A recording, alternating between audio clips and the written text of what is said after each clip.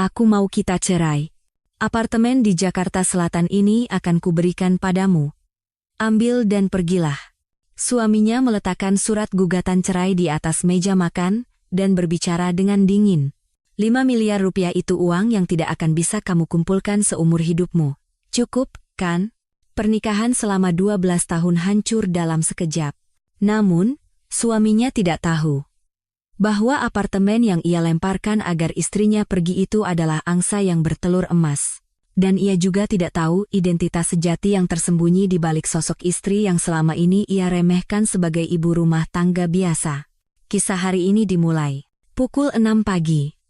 Aroma soto ayam yang gurih sudah menyebar ke seluruh rumah sejak pagi buta.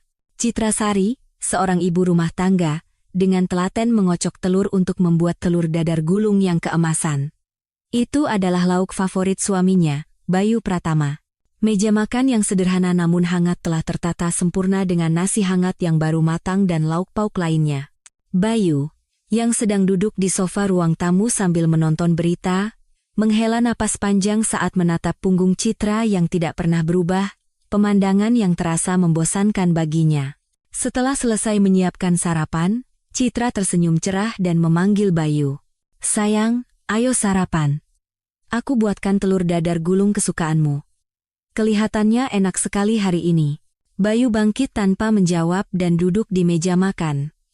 Dari saku dalam jasnya, ia mengeluarkan sebuah amplop putih yang masih tergenggam di tangannya. Melihat suasana dingin suaminya yang tidak biasa, senyum di wajah Citra memudar. Sambil meletakkan semangkuk soto yang masih mengepul di atas meja, ia bertanya, "Kenapa? Ada masalah? Lalu, amplop itu apa?" Tanpa berkata-kata, Bayu mengeluarkan setumpuk dokumen dari amplop itu dan meletakkannya begitu saja di hadapan Citra. 3 kata yang tercetak di halaman pertama dokumen itu menusuk mata Citra, surat gugatan cerai. Dengan tangan gemetar, Citra mengambil dokumen itu dan bergumam, "Apa ini?" Bayu dengan santai menyendok kuah soto dan menjawab, "Lihat saja tidak tahu, itu surat cerai." Prang! Piring di tangan Citra yang lemas jatuh ke lantai. Dengan tatapan tak percaya, Citra bertanya lagi, "Cerai? Tiba-tiba pagi-pagi begini, kamu bicara apa?" Bayu memasukkan sepotong besar telur dadar gulung ke mulutnya dan berkata sambil mengunyah, "Ini bukan tiba-tiba. Aku sudah memikirkannya sangat lama. Kita cukup sampai di sini saja." Bayu memutar-mutar dasinya seolah merasa sesak dan menghindari tatapan Citra. "Cukup katamu? Memangnya ada masalah apa di antara kita? Coba katakan alasannya." "Tidak ada masalah apa-apa. Aku hanya bosan dengan semuanya." Tangan Citra yang gemetar mencoba meraih sumpit lagi, lalu meletakkannya kembali. 12 tahun. Apa hubungan suami istri bisa berakhir semudah itu? Tanpa mencoba berusaha? Seharusnya kita coba berlibur atau konseling, kan? Bayu tersenyum sinis dan menggelengkan kepalanya. "Memangnya apa yang akan berubah?" "Hatiku sudah dingin." Bayu menunjuk ke halaman kedua surat kesepakatan itu. "Aku akan memberimu kompensasi yang cukup untuk waktu yang kita habiskan bersama. Rumah yang kita tinggali ini akan kuberikan atas namamu, kumohon, ayo kita cerai." Citra memindahkan pandangannya ke dokumen itu, seolah tidak percaya. Bayu melanjutkan sambil membenarkan dasinya. "Harga pasaran apartemen ini sekitar 5 miliar rupiah. Dengan uang sebanyak itu, kamu tidak akan bisa mengumpulkannya seumur hidup. Jangan serakah dengan harta lainnya, selesaikan ini dengan tenang." Bayu bangkit dari kursinya, mengenakan jasnya, dan memberikan ultimatum terakhir. "Untukmu yang hanya diam di rumah selama 12 tahun, syarat ini sudah lebih dari cukup, aku sudah melakukan bagianku." Citra segera bangkit dan memegang lengan Bayu. "Bayu, tunggu sebentar. Duduk dan bicaralah denganku." "Kenapa terburu-buru sekali?" Bayu dengan kasar menepis tangan Citra dan berjalan menuju pintu depan. "Citra, kamu benar-benar membuatku muak sampai akhir. Sudah cukup. Sampai besok, tanda tangani surat itu." Bayu berbicara tanpa menoleh saat memakai sepatunya. "Kita sudah hidup bersama selama 12 tahun, itu sudah cukup. Kamu juga, jangan hanya mendekam di rumah, mulailah hidup baru." Pengecut. Kamu bahkan tidak memberiku alasan yang jelas dan hanya lari seperti ini? Bayu memutar bahunya, melepaskan tangan Citra. Alasannya, aku hanya muak dan sesak dengan pernikahan ini, sudah, kan? Mata Citra mulai terasa panas. Bagaimana bisa kamu melakukan ini padaku? Bayu memegang gagang pintu dan mendesak, ya, selesaikan sampai besok, akan merepotkan kalau terlambat. Citra menatap Bayu dengan curiga. Kenapa tidak boleh terlambat? Kamu menyembunyikan sesuatu dariku, kan? Sambil membuka pintu, Bayu meninggalkan kata-kata terakhirnya. Menyembunyikan apa? Jangan merepotkan, menyingkirlah. Brak. Suara pintu yang dibanting menghantam jantung Citra. Bayu Pratama. Kumohon, pikirkan lagi, teriak Citra dari celah pintu, tetapi suara langkah kaki Bayu sudah menjauh. Citra menatap pintu depan yang tertutup dengan tatapan kosong untuk waktu yang lama. Ia bahkan tidak menyadari surat cerai di tangannya sudah kusut. Kembali ke ruang makan, Citra terduduk lemas di kursi. Soto yang sudah dingin dan telur dadar gulung yang kehilangan kehangatannya tertangkap oleh matanya. Jari-jari Citra menelusuri isi surat kesepakatan itu sekali lagi. Memberikan rumah senilai 5 miliar dan mengambil sisa hartanya untuk diri sendiri. Erangan pelan keluar dari mulut Citra. Ya, mungkin saja dia sudah tidak menyukaiku lagi, tapi ini terlalu terburu-buru. Pemberitahuan cerai yang tiba-tiba dan syarat pembagian harta yang aneh, semuanya terasa mencurigakan. Dengan tangan gemetar, Citra mengeluarkan ponselnya dan menelepon seseorang. Dengan suara serak, ia akhirnya membuka mulut. Halo, Adit, ini aku, Citra. Dari seberang telepon, terdengar suara kaget Aditya Nugraha. Aditya adalah teman masa kecil Citra yang bekerja sebagai detektif swasta. Citra, pagi-pagi begini, ada apa? Kenapa suaramu begitu? Citra meremas surat cerai di tangannya dan berkata, Bayu, dia minta cerai.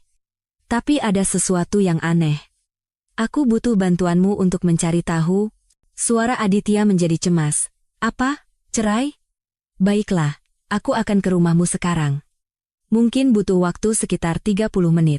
Setelah menutup telepon, Citra menatap tajam surat yang kusut itu, tetapi ia tidak bisa menahan air mata yang menggenang dan akhirnya memejamkan matanya. Citra menyeka air matanya dan masuk ke kamar tidur, membuka lebar pintu lemari pakaian.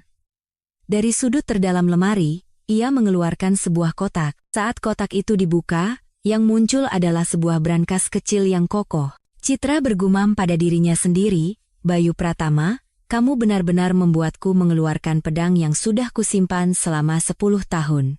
Dengan gerakan tangan yang sudah biasa, ia menekan kata sandi. Dengan suara berat, pintu brankas terbuka. Di dalamnya, penuh sesak dengan berbagai dokumen investasi dan buku tabungan. Itu adalah benteng yang dibangun Citra sendiri, sedikit demi sedikit selama 5 tahun terakhir tanpa sepengetahuan suaminya. Citra menyalakan komputernya dan masuk ke blog investasi anonim Raja Cuan. Sebuah blog yang ia kelola secara diam-diam setiap dini hari saat Bayu tertidur lelap. Melihat jumlah pengikut dan komentar yang muncul di layar, senyum tipis tersungging di bibir Citra. 80.000 pengikut, hidupku tidak sia-sia. Citra segera memeriksa saldo di rekeningnya. Matanya bersinar dingin saat melihat angka yang tertera di monitor. Ia membuka laci meja dan mengeluarkan setumpuk dokumen terkait properti. Kumpulan data tentang rencana pengembangan kembali di lingkungan itu dan clipping koran yang telah ia kumpulkan. Sekarang harganya 5 miliar, tapi begitu rencana pengembangan diumumkan, harganya minimal akan menjadi 10 miliar. Bayu Pratama pasti tidak akan pernah menduganya. Citra memejamkan mata, mengingat kembali permintaan cerai suaminya beberapa saat yang lalu. Barulah saat itu, potongan-potongan teka-teki tentang perilaku aneh Bayu akhir-akhir ini mulai menyatu.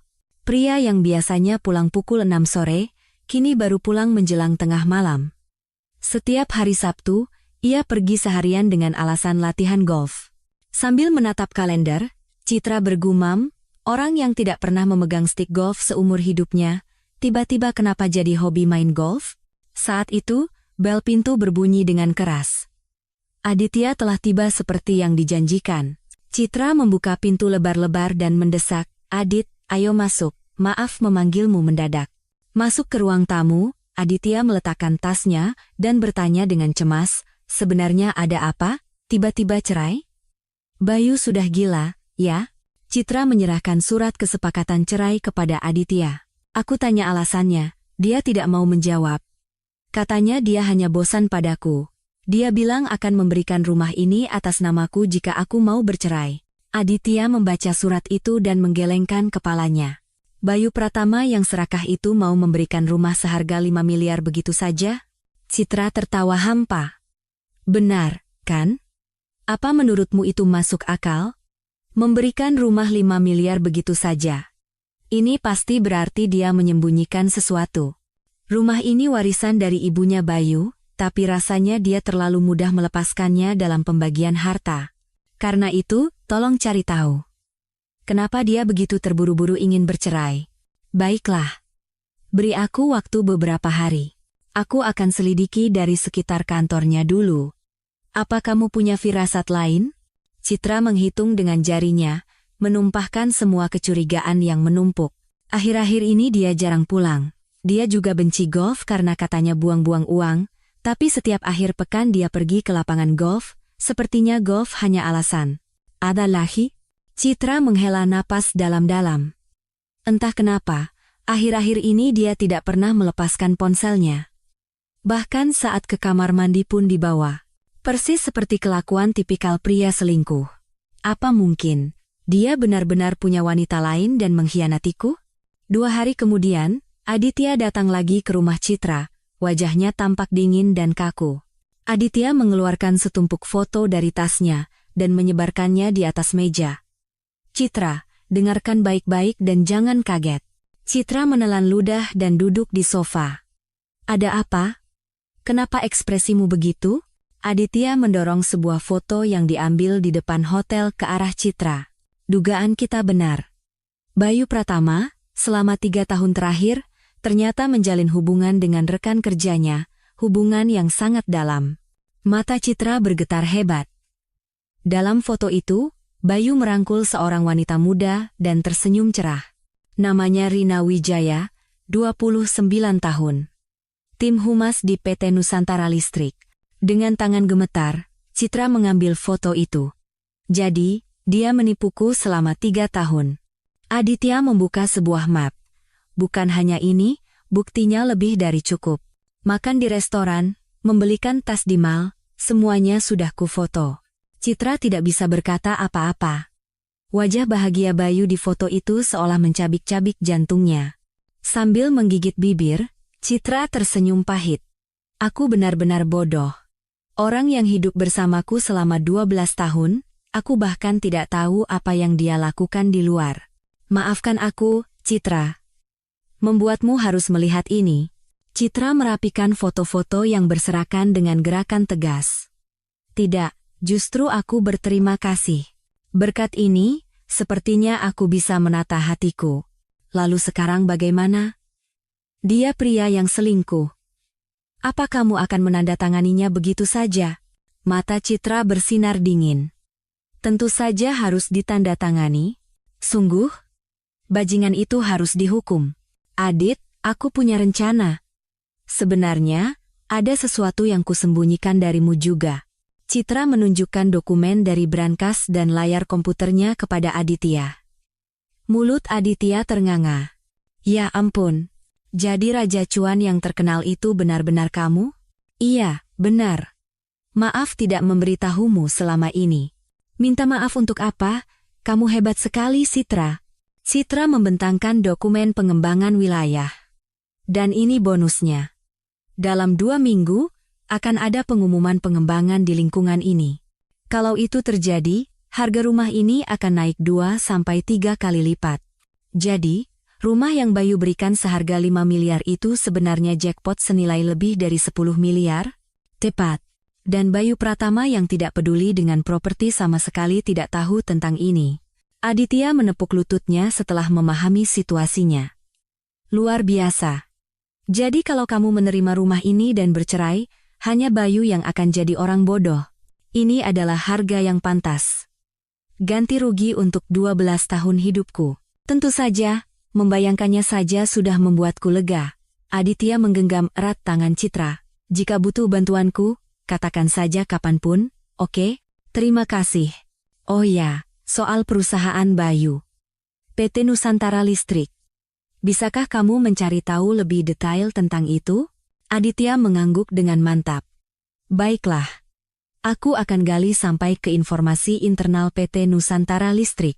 Setelah Aditya pergi, Citra kembali duduk di depan komputernya. Dengan suara dingin, ia bergumam, istri yang selama ini kamu remehkan seumur hidupmu. Akan kutunjukkan padamu siapa dia sebenarnya mulai sekarang. Beberapa hari kemudian, Citra berhenti sejenak di depan sebuah gedung pencakar langit di kawasan bisnis Jakarta. Setelah menarik napas pendek, ia masuk ke dalam gedung dengan mantap dan menaiki lift. Kantor firma hukum yang ia tuju sangat luas dan mewah, menyilaukan mata. Seorang pria parubaya mendekat dan mengulurkan tangannya. Ibu Citrasari, bukan?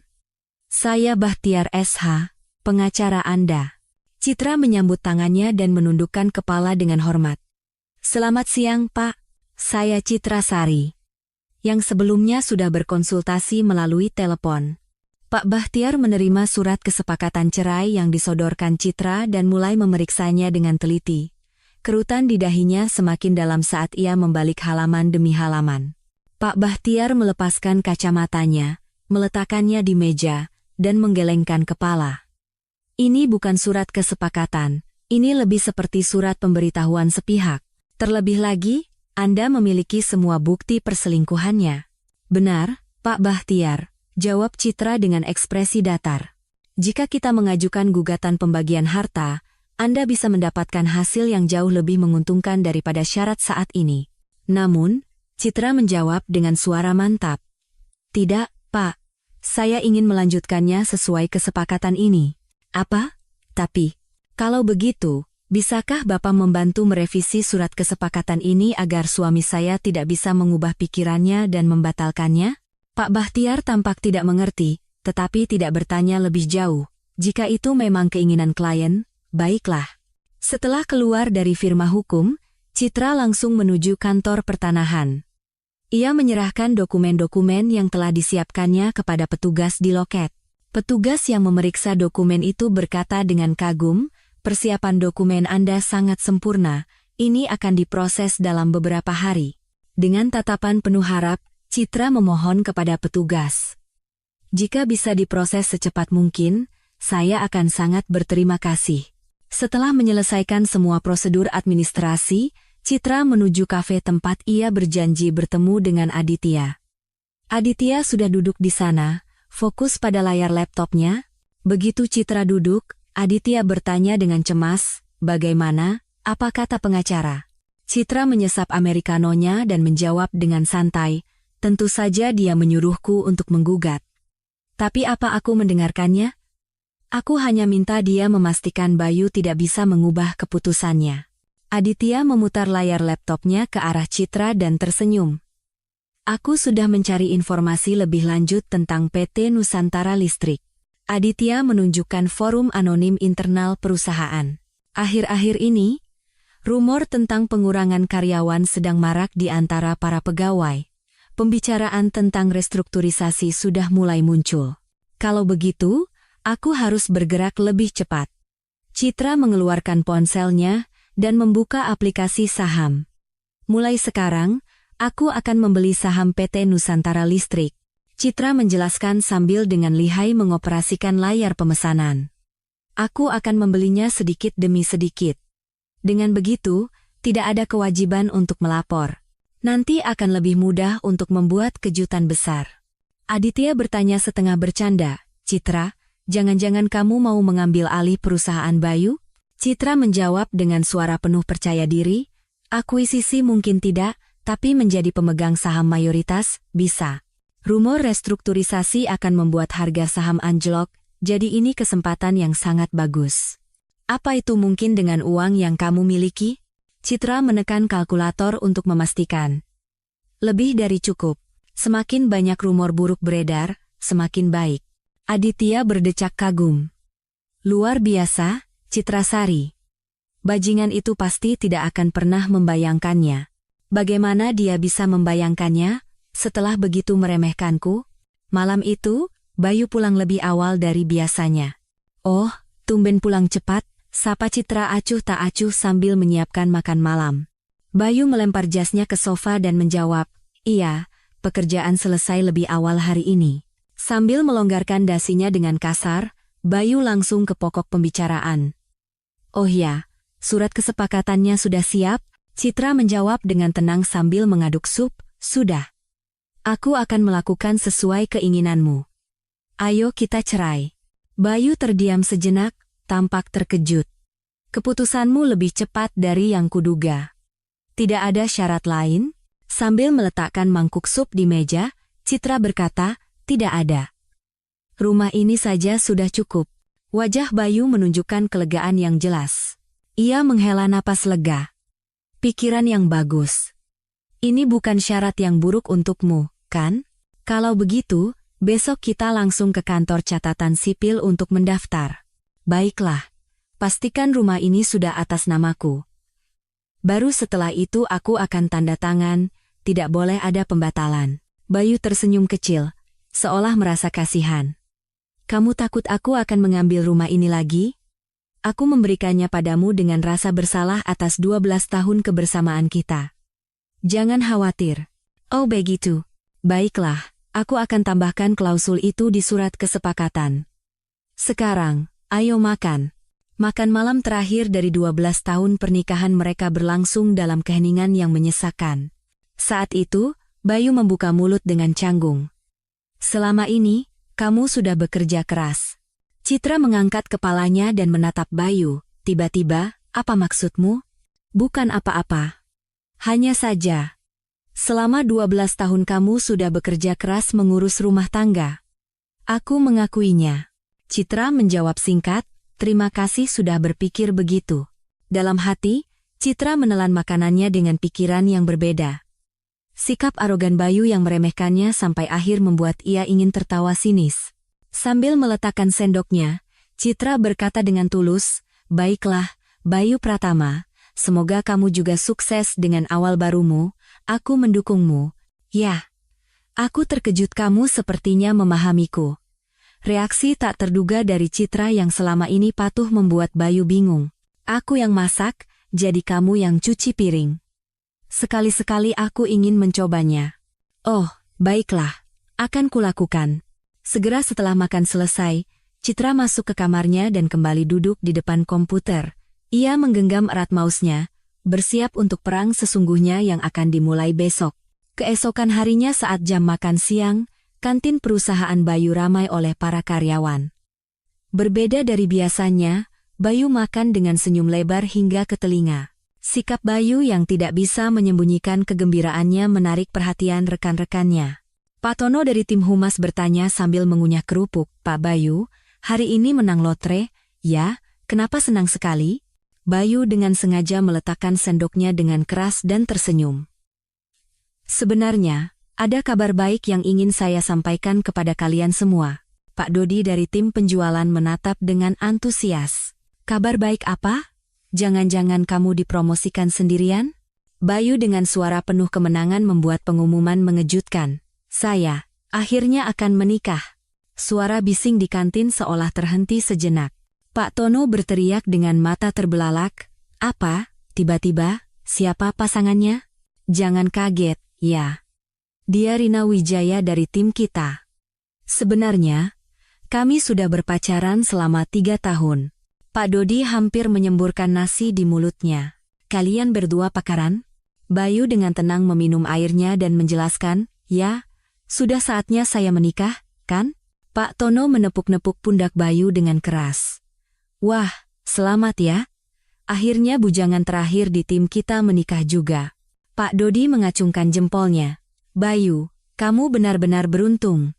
Rina itu cantik, pintar, sepertinya kamu menyelamatkan negara di kehidupan sebelumnya." Bayu mengangkat bahu mendengar pujian dan rasa iri yang datang bertubi-tubi. "Hahaha, mungkin saya memang sedikit beruntung." Setelah makan siang, Bayu bertemu dengan Rina Wijaya di kafe dekat kantor. Begitu melihat Bayu, Rina tersenyum cerah seperti anak kecil dan berlari menghampirinya. Sambil memeluk erat lengan Bayu, Rina bertanya, "Sayang, kamu sudah cerita ke teman-teman tim? Apa kata mereka?" Bayu dengan lembut mengelus kepala Rina. "Tentu saja, mereka semua heboh. Mereka bilang aku ini pencuri, sangat iri padaku." "Ah, malu. Nanti kalau kembali ke kantor pasti semua orang akan heboh, kan?" Rina menyembunyikan wajahnya di dada Bayu, tampak bahagia. Bayu memegang tangan Rina dengan ekspresi bersalah. "Maaf ya, Rina. Kamu sudah menunggu lama, seharusnya aku lebih cepat memberanikan diri." Rina menggelengkan kepala dan menatap Bayu. "Tidak apa-apa. Justru karena kamu orang seperti itu, aku jadi semakin percaya." "Benar. Aku ingin memulai hidup baru denganmu di rumah yang bagus dan keren, makanya butuh waktu sedikit." Wajah Rina berseri-seri. "Oh ya? Kapan kamu akan mengundangku ke rumahmu? Kita kan sudah berjanji akan menikah." Bayu sejenak tampak bingung dan tergagap. "Ah, itu. Rumah yang sekarang agak kumuh. Kita harus cari rumah baru untuk kita." Rina bertanya dengan penasaran, "Rumah baru? Di daerah mana?" Bayu menyembunyikan keringat dinginnya dan melanjutkan kebohongannya dengan lancar. "Bagaimana kalau di sekitar Jakarta Selatan? Dekat dengan kantor kita." Mata Rina berbinar seperti bintang. "Wow, Jakarta Selatan. Sayang, kamu hebat sekali. Memang pasanganku." Bayu mengamati reaksi Rina dan mengusulkan, "Bagaimana kalau akhir pekan ini kita lihat-lihat, sekalian lihat perabotan?" Rina bertepuk tangan seperti anak kecil. "Setuju. Aku tidak sabar. Itu kan rumah kita nanti. Aku juga ingin cepat-cepat tinggal bersama wanita hebat seperti Rina." Malam itu, Bayu masuk ke kamarnya, mengunci pintu, dan menelepon ibunya, Ibu Sumiati. Dengan suara sepelan mungkin, ia mulai berbicara. "Bu, ini Bayu." Dari seberang telepon, terdengar suara gembira Ibu Sumiati. "Ada apa? Anakku? Tumben menelepon jam segini." "Bu, ada yang mau Bayu sampaikan." Nada suara Ibu Sumiati berubah cemas. "Ada apa? Kenapa suaramu begitu?" Dengan napas panjang, Bayu mengaku. "Aku sudah memutuskan untuk bercerai dengan Citra." "Apa? Cerai? Ada angin apa ini?" Suara teriakan Ibu Sumiati seolah menembus telepon. Bayu menjelaskan dengan tenang, "Memangnya kenapa kalau kepribadian kami tidak cocok? Kami sudah sepakat untuk berpisah baik-baik." Ibu Sumiati berkata dengan nada tidak percaya, "Pasangan yang sudah 12 tahun bersama, baru sekarang bicara soal kepribadian?"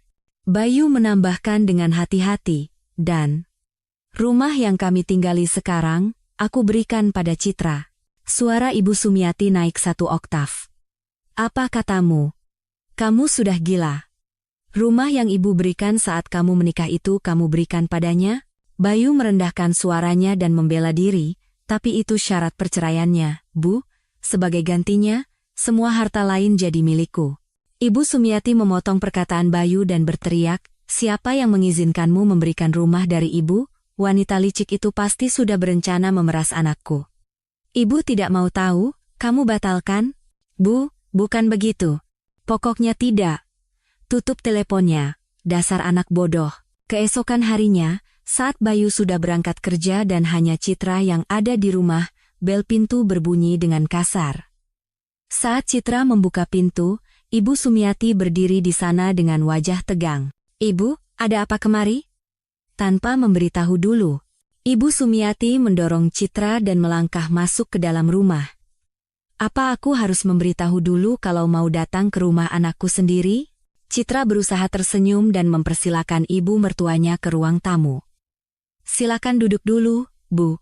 Mau saya buatkan minum?"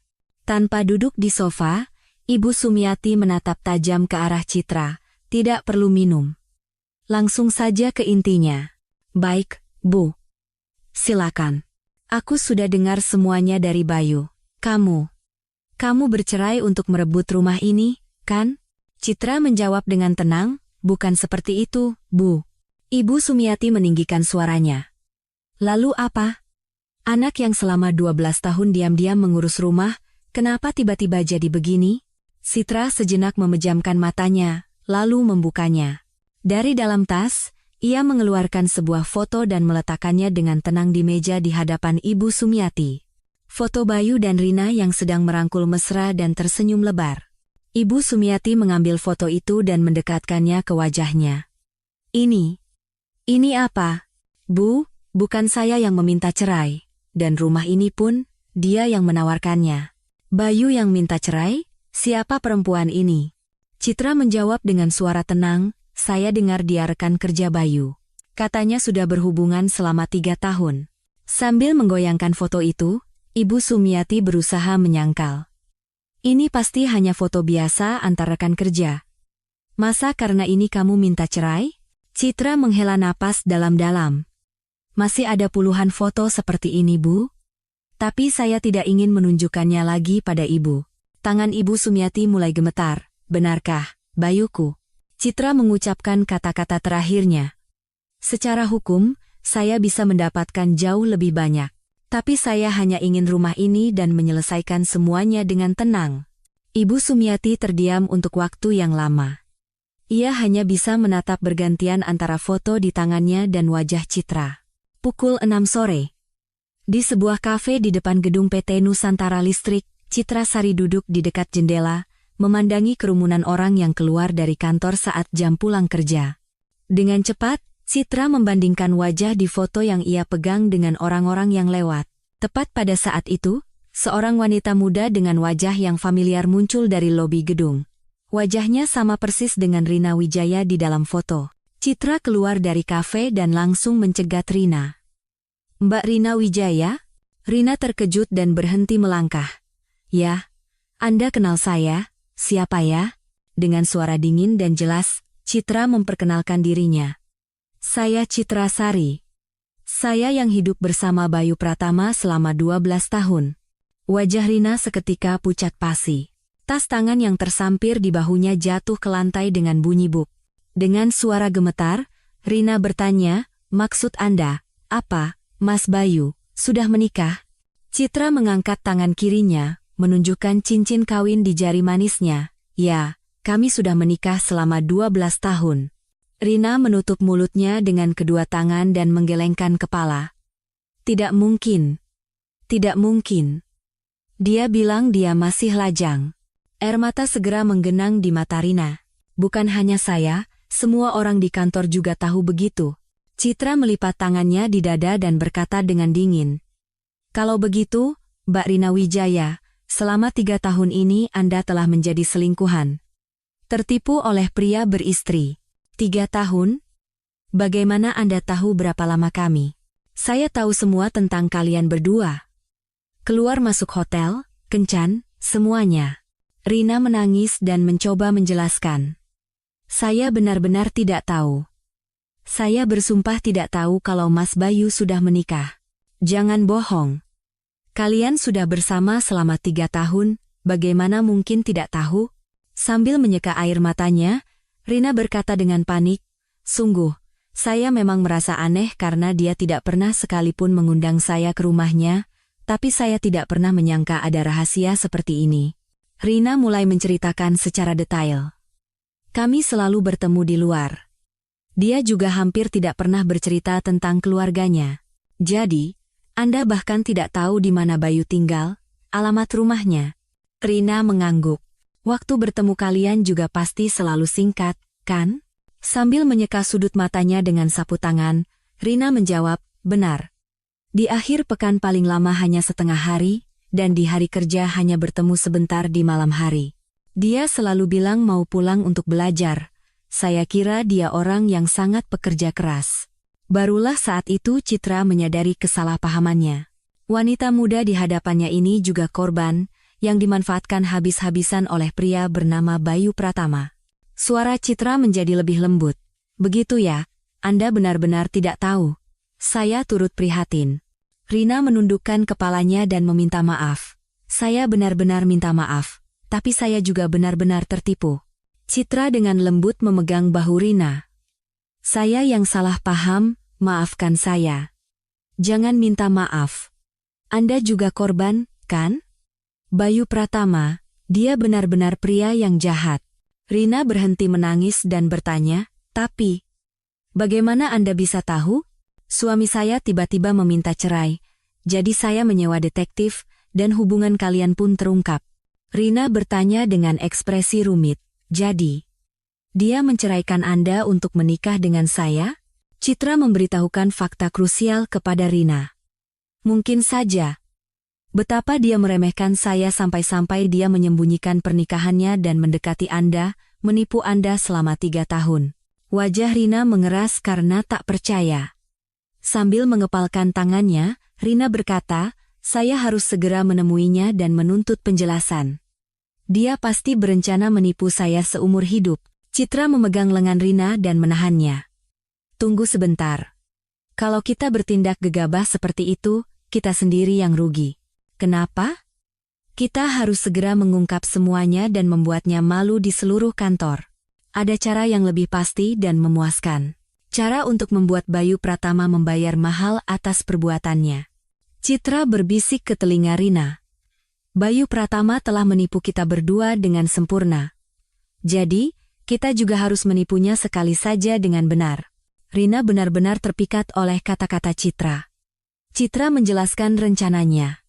Pertama, Mbak Rina harus berpura-pura tidak tahu apa-apa tentang kejadian hari ini. Mari kita lihat dengan mata kepala kita sendiri kebohongan apa lagi yang akan dia katakan. Rina mengubah tatapan matanya, seolah sudah bertekad.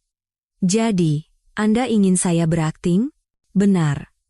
Di saat pria itu berpikir dia telah kehilangan segalanya, di momen paling bahagianya, kita akan meledakkan semua kebenaran. Di mata Rina, kemarahan dan dendam berkobar. Baik, akan saya lakukan. Saya juga ingin memberikan pelajaran yang tak akan pernah dilupakan seumur hidupnya pada pria bernama Bayu Pratama itu.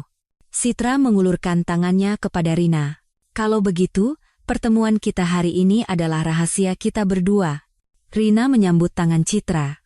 Tentu saja, saya jadi penasaran kebohongan apalagi yang akan dia gunakan untuk menipu saya. Kita harus sering berkomunikasi, jadi mari kita tukar nomor telepon. Kedua wanita itu saling menyimpan nomor telepon. Dua orang yang mungkin pernah menjadi musuh, kini menjadi sekutu yang lebih kuat dari siapapun. Dengan suara tulus, Citra berkata, Mbak Rina, saya turut prihatin Anda ditipu oleh Bayu Pratama, tapi mohon kerjasamanya ke depan. Untuk pertama kalinya, Rina tersenyum cerah dan menjawab, saya juga, Mbak Citra, mari kita bekerja sama untuk menghukum orang jahat itu. Sementara itu, Ibu Sumiati yang telah pulang ke rumahnya, tidak bisa tidur selama berhari-hari. Ia hanya duduk termangu di sofa ruang tamu, menatap tanpa henti foto di tangannya. Wajah putranya, Bayu, yang tersenyum cerah sambil merangkul seorang wanita muda, terasa seperti belati yang menusuk jantungnya. Dengan suara gemetar, Ibu Sumiati bergumam, tidak mungkin Bayuku. Namun, sorot mata Bayu di foto itu tidak salah lagi, itu adalah mata seorang pria yang sedang jatuh cinta. Ekspresi yang sama persis dengan yang ia tunjukkan pada hari pernikahannya dengan menantunya, Citra. Ibu Sumiati, seolah sudah bertekad, menelepon Bayu. Dengan suara dingin dan serius, ia bertanya, Bayu, apa kamu punya waktu sekarang? Dari seberang telepon terdengar suara Bayu. Iya, Bu. Ada apa? Ibu ingin bicara langsung denganmu. Ibu akan ke kafe dekat kantormu, keluarlah. Bayu bertanya dengan bingung, tiba-tiba. Ada urusan mendesak apa, Bu? Ibu Sumiati menutup telepon secara sepihak. Ada yang ingin Ibu tanyakan. 1 jam lagi, datang ke sana. Jangan terlambat. Diliputi firasat buruk, Bayu segera meminta izin pulang lebih awal dan menuju tempat yang dijanjikan.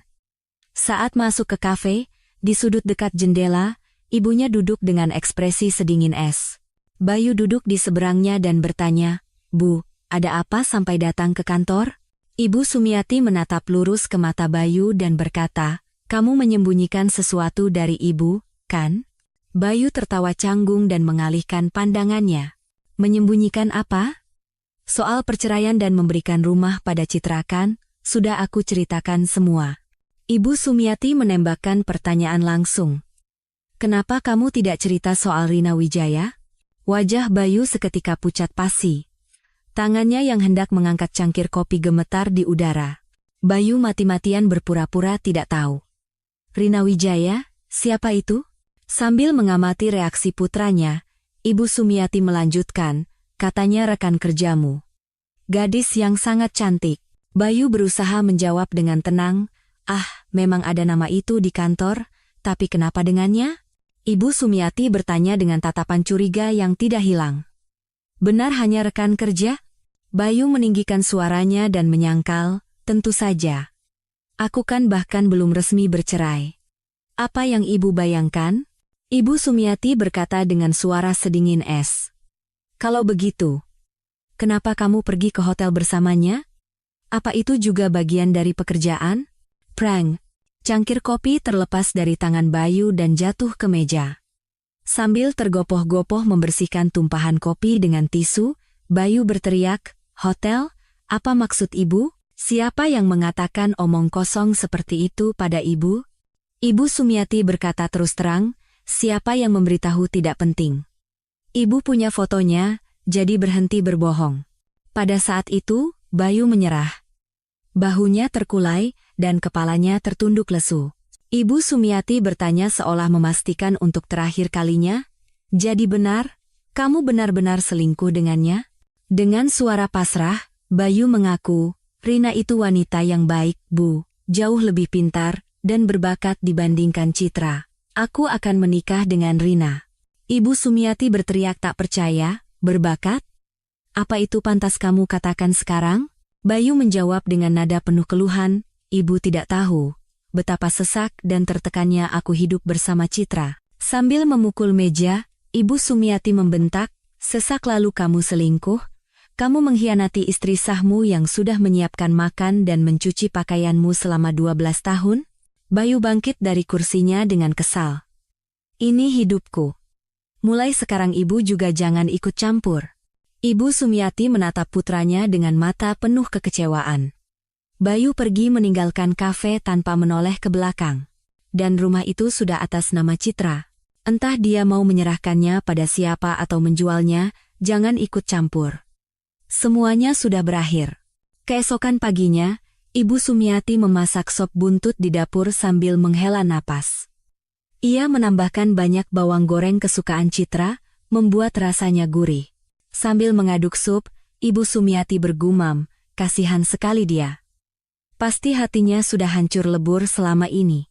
Menjelang siang, Ibu Sumiati membawa termos berisi sup hangat itu ke rumah Citra. "Ibu, tumben datang lagi?" Citra membuka pintu dengan terkejut. Ibu Sumiati menyodorkan termos itu. "Ibu masak sop buntut. Kamu sepertinya akhir-akhir ini tidak makan dengan benar." Mata Citra memerah. "Kenapa repot-repot begini, Bu? Ayo masuk." Duduk berhadapan di ruang tamu, Ibu Sumiati menggenggam erat tangan Citra, dengan suara tulus, ia meminta maaf, "Citra, Ibu benar-benar minta maaf." Citra bertanya dengan bingung, "Kenapa Ibu yang minta maaf?"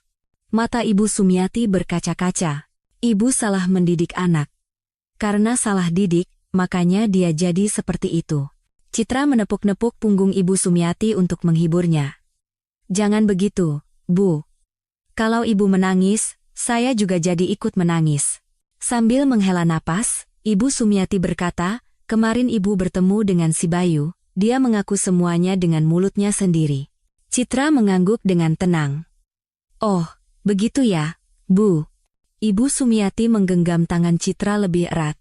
"Selama 12 tahun ini kamu hanya menderita. Ibu benar-benar tidak punya muka." Citra menatap Ibu Sumiati dengan wajah terharu. Ibu Sumiati menyatakan dengan suara tegas, "Citra, mulai sekarang Ibu ada di pihakmu. Meskipun dia anak kandungku, Ibu tidak bisa membela bajingan seperti itu." Citra memeluk Ibu Sumiati dengan erat. Sambil menepuk-nepuk punggung Citra, Ibu Sumiati berpesan, "Jadi, kamu jangan terlalu sedih. Mulailah hidupmu sendiri. Temukan pria yang lebih baik, dan hiduplah bahagia untuk membuktikannya." Ibu Sumiati menambahkan dengan cemas, "Ibu benar-benar minta maaf. Seperti yang kamu katakan, rumah ini adalah hakmu. Ibu membela saya seperti ini saja sudah lebih dari cukup bagi saya. Setelah percakapan dengan Ibu Sumiati, Citra merenungkan kembali 12 tahun pernikahannya. Ia merasa akhirnya bisa terbebas dari semua pengorbanan dan penderitaan. Sambil menyantap sop buntut hangat buatan Ibu Sumiati, Citra menguatkan hatinya. Keesokan paginya, di kantor catatan sipil, hanya keheningan yang terasa. Citra dan Bayu duduk berdampingan tanpa kata, mengisi formulir pendaftaran perceraian. Sambil mengetuk-ngetukkan pulpennya, Bayu berkata sekenanya, alamat dan nomor KTP jangan sampai salah tulis. Tanpa mengalihkan pandangan dari dokumen, Citra menjawab, aku sudah menulisnya dengan benar, jangan khawatir. Setelah selesai mengisi, seorang petugas mendekati mereka. Alasan cerai, ketidakcocokan. Apakah kedua belah pihak setuju untuk bercerai secara damai? Seolah sudah menunggu, Bayu menjawab, ya, benar. Citra menatap wajah Bayu untuk terakhir kalinya dan bertanya, kamu benar-benar yakin tidak akan menyesal? Bayu tertawa sinis dan menjawab tanpa ragu, menyesal? Kenapa aku harus menyesal? Aku tidak akan mengambil rumah itu lagi. Sambil berkata begitu, Bayu membubuhkan capnya terlebih dahulu di dokumen. Citra pun tanpa kata mengeluarkan capnya dan membubuhkannya di samping cap Bayu. Dengan suara berat, 12 tahun pernikahan mereka berakhir di atas selembar kertas. Petugas secara resmi mengumumkan, pendaftaran perceraian telah diterima dengan baik. Bayu menghela napas lega, seolah beban berat di dadanya telah terangkat. Perasaan akhirnya bebas membuat bahunya terasa ringan. Citra bangkit dan mengulurkan tangannya pada Bayu. Selamat atas awal barumu. Bayu terkejut dengan sikap santai Citra, yang ia kira akan menangis terseduh-seduh. Ia dengan canggung menyambut tangan Citra. Terima kasih. Kamu juga hiduplah dengan baik. Bayu tersenyum keren dan mengucapkan salam basa-basi.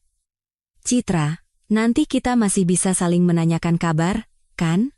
Citra menepis tangan yang dipegangnya dengan dingin. Kita sudah benar-benar orang asing sekarang, bicara apa kamu?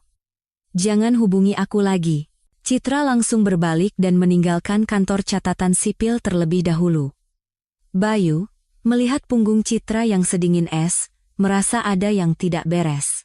Saat pulang ke rumah, Bayu terkejut melihat tumpukan barang miliknya di depan pintu.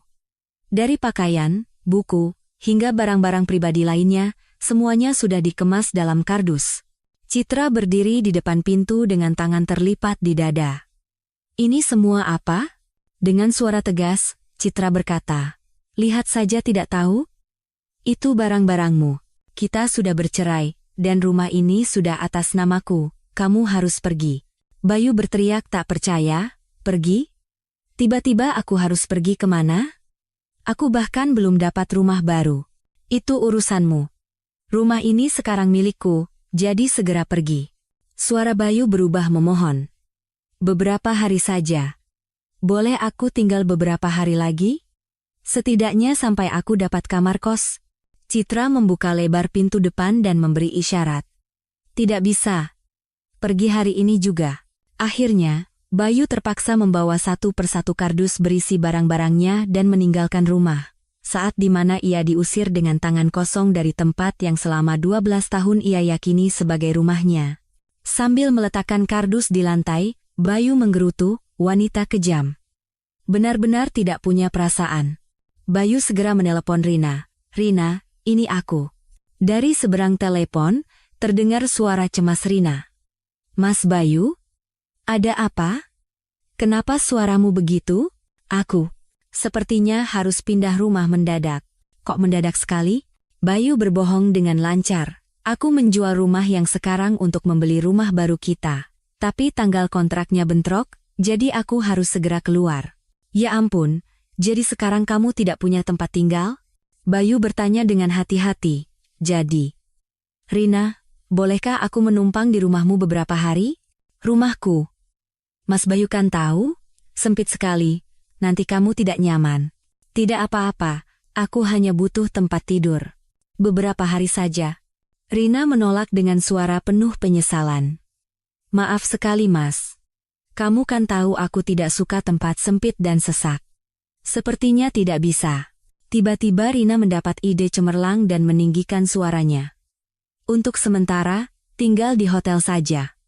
Oh, dan kita percepat saja kontrak apartemen di Jakarta Selatan.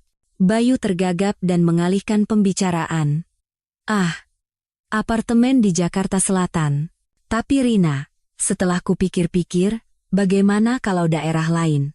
Rina bertanya dengan heran, kenapa? Kamu kan bilang Jakarta Selatan yang terbaik. Bayu mencari alasan. Setelah ku cari tahu, dengan uang segitu sepertinya kita bisa dapat rumah yang lebih luas dan bagus di daerah lain. Entahlah, aku suka Jakarta Selatan. Rumah baru teman-temanku juga di sana semua. Ya sudah, nanti kita cari tahu lagi. Setelah menutup telepon, pandangan Bayu menjadi gelap. Ia tidak punya tempat tujuan, dan uang di sakunya pun tidak banyak. Pada saat yang sama, Citra sedang duduk berhadapan dengan Aditya. Aditya melihat ekspresi lega di wajah Citra dan berkata, akhirnya selesai juga. Citra tersenyum lebar dan menjawab, iya.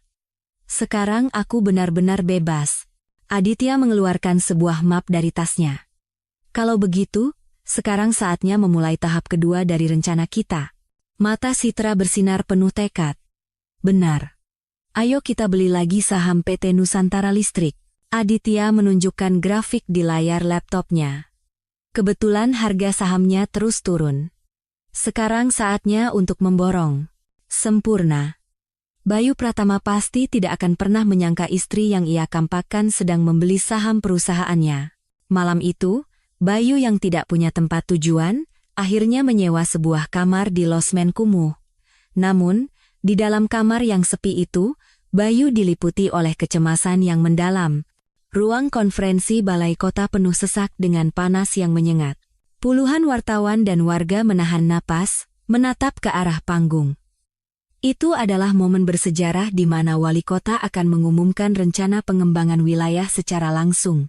Proyek pengembangan kota baru ini adalah proyek raksasa dengan total anggaran 20 triliun rupiah yang akan menjadi tumpuan kota kita untuk 100 tahun ke depan. Setelah pengumuman wali kota, seorang pejabat menunjuk ke sebuah peta besar dan menjelaskan, area yang ditandai di peta ini, yaitu Zona 1, telah ditetapkan sebagai area pengembangan prioritas utama.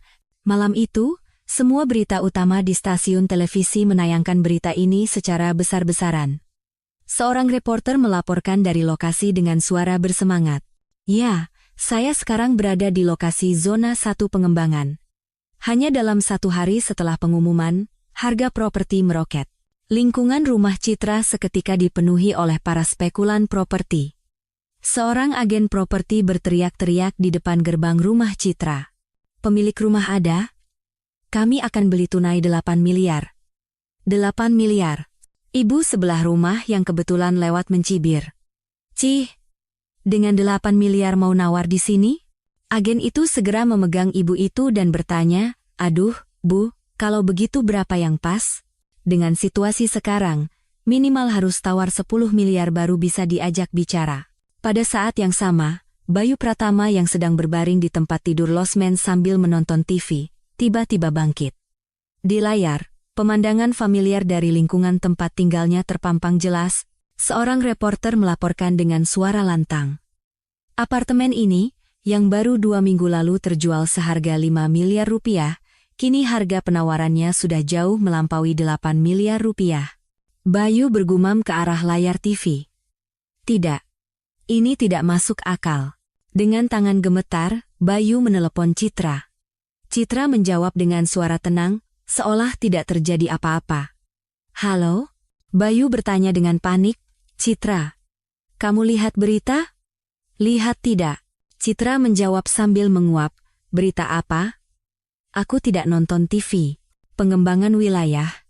Lingkungan kita akan dijadikan kota baru. Sekarang sedang heboh. Citra berpura-pura terkejut. Oh, benarkah? Aku baru dengar. Harga rumah sudah naik sampai 8 miliar. Kamu benar-benar tidak tahu? Citra berbohong dengan lancar. Iya, sama sekali tidak.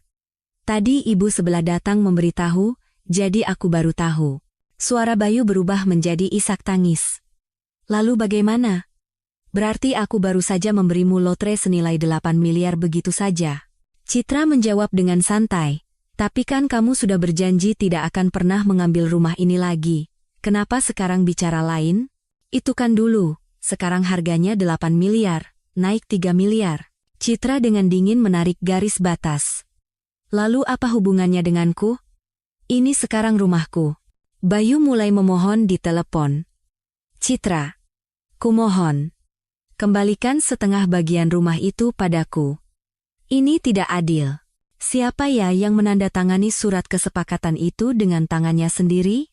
Waktu itu kan aku tidak tahu soal pengembangan wilayah. Dengan suara tegas, Citra mengakhiri panggilan. Makanya seharusnya kamu lebih hati-hati, Bayu Pratama. Rumah ini secara hukum sudah menjadi milikku, jadi jangan telepon lagi. Tut, tut, tut. Bayu memegang telepon yang sudah mati, tubuhnya bergetar karena marah. Sambil membanting ponselnya ke dinding, ia berteriak, Citrasari. Wanita sialan. Seminggu kemudian, harga rumah meroket hingga 10 miliar. Bel rumah Citra berbunyi, dan di depan pintu berdiri seorang agen properti. Dengan suara bersemangat, ia menawarkan, Ibu, ada yang mau membeli tunai seharga 10 miliar. Apa ibu benar-benar tidak berniat menjual? Maaf, saya sudah sangat terikat dengan rumah ini. Sementara itu, Bayu diseret oleh Rina dari satu agen properti ke agen properti lainnya di Jakarta Selatan. Namun, kenyataan terasa pahit. Seorang agen properti menjelaskan dengan acuh tak acuh. Rumah yang Anda lihat ini, uang jaminan sewanya saja sudah 12 miliar, Pak. Bayu ternganga. Apa? Sewanya 12 miliar? Rina, seolah tidak tahu apa-apa, tersenyum dan menatap Bayu. Sayang, 12 miliar kan tidak masalah, aku suka rumah ini. Bayu memaksakan senyum dan merangkul bahu Rina. Tentu saja tidak masalah. Percayakan saja pada Mas. Akhirnya, Bayu terpaksa menjual apartemen 8 miliar miliknya yang tersisa, dan mengambil pinjaman tambahan untuk bisa menyewa rumah di Jakarta Selatan. Rina, yang kagum dengan kekuatan finansial Bayu, memeluknya. Memang hebat pasanganku ini. Berkat kamu, aku bisa tinggal di Jakarta Selatan. Namun, hati Bayu terasa hancur. Setiap kali melihat berita tentang harga rumah yang ia tinggalkan meroket dari hari ke hari, darahnya seolah mendidih. Stres yang parah mulai mempengaruhi pekerjaannya. Kesalahan Bayu yang semakin sering membuat pandangan rekan-rekannya menjadi dingin. Akhirnya, Bayu mulai bergantung pada alkohol. Sambil menenggak bir sendirian, ia meraung, 10 miliar. Aku melepaskan rumah senilai 10 miliar begitu saja, aku benar-benar gila. 2 minggu kemudian, Bayu Pratama bersama Rina Wijaya mendatangi rumah sewa di Jakarta Selatan yang ia dapatkan dengan menguras seluruh tabungan dan pinjaman bank. Saat membuka pintu depan dengan kunci dari agen properti, sinar matahari yang cerah memenuhi ruang tamu. Rina berlari ke jendela ruang tamu dan berseru kagum. Wow, sayang. Lihat, Sungai Ciliwung kelihatan dari sini. Pemandangannya luar biasa. Bayu mengangkat bahu dengan bangga dan merangkul Rina. Tentu saja, ini di mana? Di jantung Jakarta Selatan. Namun, saat memeriksa seisi rumah dengan teliti, ekspresi Rina mulai berubah menjadi dingin. Sambil menyentuh wallpaper yang sudah menguning dengan ujung jarinya, Rina berkata, tapi, sayang, pemandangannya memang bagus, tapi rumahnya ternyata lebih tua dari yang kukira. Tua apanya? Di Jakarta Selatan, rumah seperti ini sudah kelas atas. Rina membuka pintu kamar mandi dan keluar dengan kening berkerut. Ubin kamar mandinya retak, dan wastafel dapur itu kelihatannya lebih tua dari punya nenekku. Sambil melipat tangan, Rina menatap Bayu dan mengusulkan, interiornya harus dirombak total. Aku tidak bisa tinggal di sini seperti ini. Wajah Bayu memucat. Interior? Rina, itu butuh banyak uang, paling tidak butuh 1 miliar. Rina cemberut. 1 miliar untuk rumah baru kita berdua, kamu bilang sayang? Temanku baru saja dapat rumah baru, benar-benar seperti hotel. Aku malu kalau mau mengundang teman-teman ke sini. Bukan sayang, tapi... Akhirnya, Bayu tidak tahan dengan rengekan Rina dan berlari ke bank. Namun, petugas bank menggelengkan kepala. Maaf Pak, Batas pinjaman Anda sudah penuh, jadi pinjaman tambahan tidak memungkinkan. Bayu memohon dengan putus asa. Tolonglah, sekali ini saja, saya benar-benar butuh. Akhirnya, Bayu harus menjaminkan tanah milik ibunya di kampung halaman untuk bisa mendapatkan uang 1 miliar. Sebulan kemudian, melihat interior rumah yang telah berubah total, Rina sangat gembira. Wow. Nah, begini baru nyaman ditinggali, memang pasanganku yang terbaik. Namun, permintaan Rina tidak berhenti di situ. Tapi, sayang, perabotan elektroniknya juga harus yang paling canggih. Ya, Bayu akhirnya membeli perabotan elektronik terbaru dengan cicilan kartu kredit. Utangnya semakin menumpuk seperti bola salju. Bayu merasakan stres akibat beban finansial. Masalah pribadi yang menumpuk membuat konsentrasinya menurun. Saat jam makan siang, di antara rekan-rekannya yang berkumpul di kantin, Bayu tanpa sadar mengeluh. Ah, sialan. Rumah yang kuberikan pada mantan istriku sekarang harganya sudah naik jadi 15 miliar. Begitu kata-kata itu keluar, Bayu menyadari kesalahannya dan menutup mulut.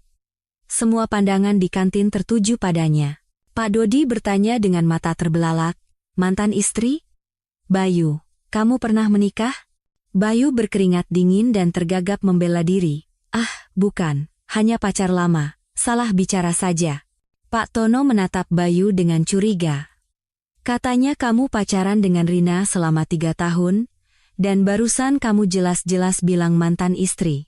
Kebohongan beranak pinak, dan Bayu semakin terpojok. Saat itu, notifikasi pesan ceria berbunyi dari ponsel salah satu rekannya.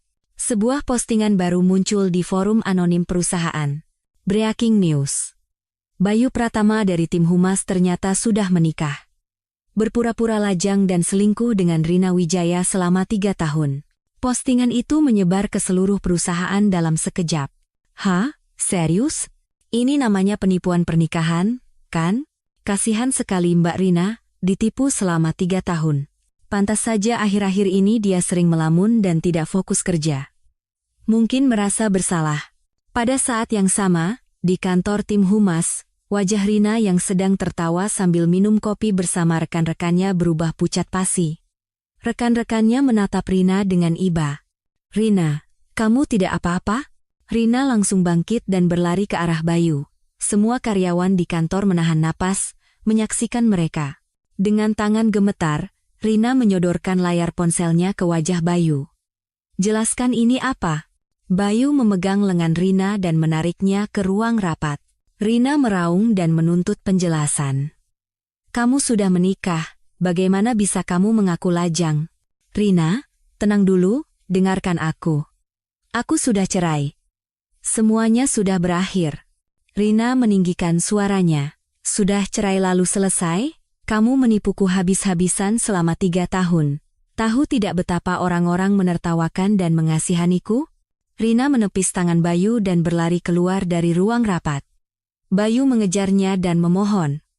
Rina, kumohon, kita sudah susah payah dapat rumah di Jakarta Selatan. Rina berbalik dengan dingin dan meninggalkan kata-kata terakhir.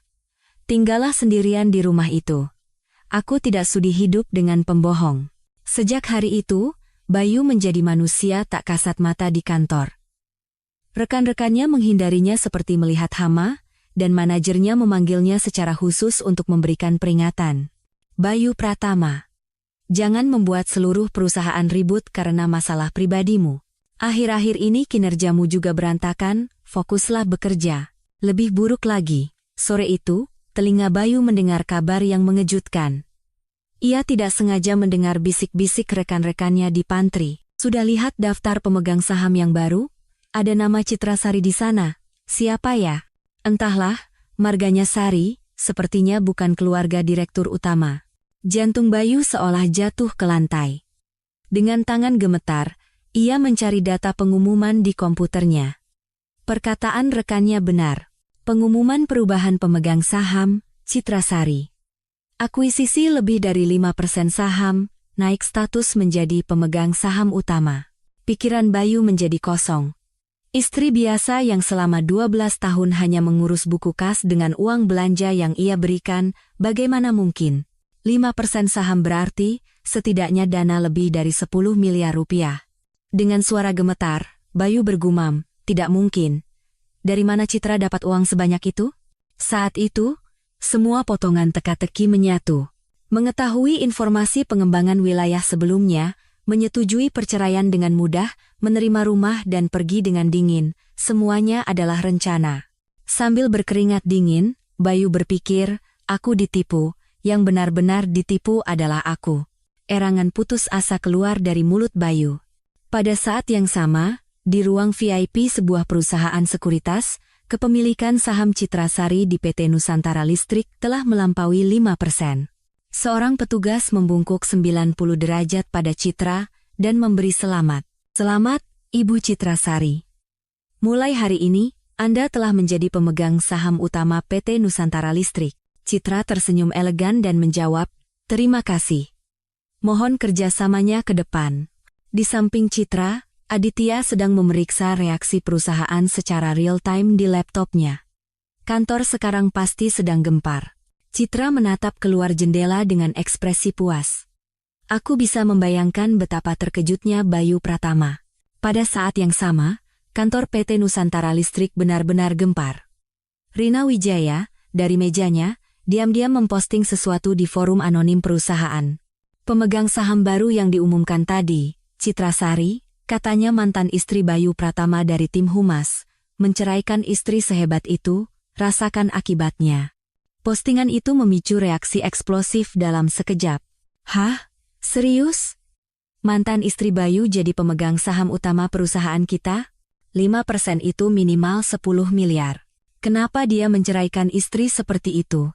Bayu tidak bisa lagi duduk di mejanya. Menghindari tatapan menusuk dari rekan-rekannya, ia lari ke bilik toilet. Dengan tangan gemetar, Bayu menelepon Citra. Citra Sari, kamu. Citra menjawab dengan suara sedingin es. Kenapa telepon lagi? Bukankah sudah kubilang jangan hubungi aku lagi?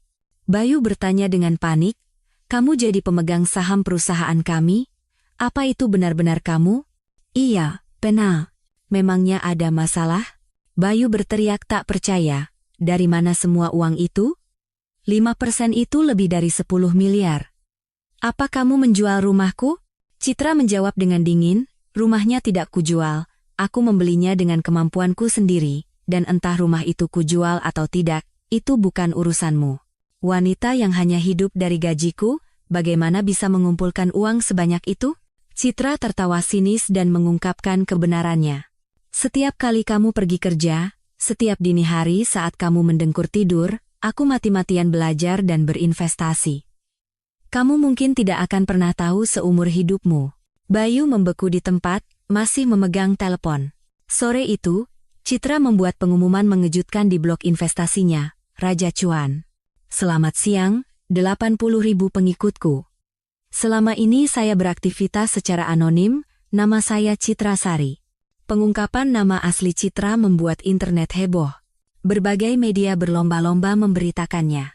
Blogger investasi legendaris Raja Cuan, ternyata ibu rumah tangga biasa, mengejutkan. Karyawan PT Nusantara Listrik kembali terkejut. Ibu Citra Sari itu Raja Cuan yang terkenal? Bayu Pratama selingkuh di belakang istri sehebat itu? Pandangan Iba kini beralih dari Rina ke Citra, dan Bayu dicap sebagai orang bodoh dan tidak tahu malu yang telah mencampakkan istrinya yang berbakat. Beberapa hari kemudian, Citra mengirimkan surat resmi ke PT Nusantara Listrik. Sebagai pemegang saham utama, ia menuntut untuk berpartisipasi dalam rapat Dewan Direksi dan ikut campur dalam manajemen. Rapat darurat Dewan Direksi diadakan. Direktur utama membuka rapat dengan ekspresi berat. Dia adalah pemegang saham 5% dan seorang ahli investasi ternama. Kita tidak punya alasan untuk menolaknya. Manajemen yang ada mengakui kemampuan Citra dan menyetujui partisipasinya di Dewan Direksi secara aklamasi. Sebagai langkah selanjutnya, Citra bertemu dengan Rina secara pribadi. Mbak Rina, apa Anda tertarik untuk bekerja dengan saya? Citra memberikan tawaran yang mengejutkan pada Rina. Bekerja dengan Anda? Apa yang bisa saya lakukan?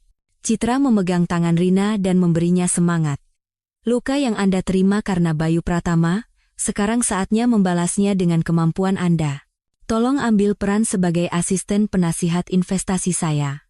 Rina menerima tawaran Citra. Jantungnya berdebar karena kesempatan baru ini. Keesokan harinya, Bayu yang mendengar berita ini di kantor, mencegat Rina dan menuntut penjelasan. Rina, kamu benar-benar akan bekerja di bawah Citra Sari?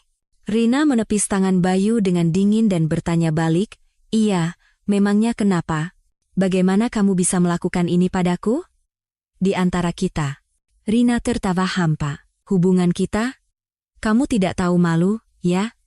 Ibu Citra Sari adalah orang yang jauh lebih hebat dibandingkan pria sepertimu. Bayu berteriak dengan penuh delusi. Kalian berdua sengaja bersekongkol untuk menjatuhkanku.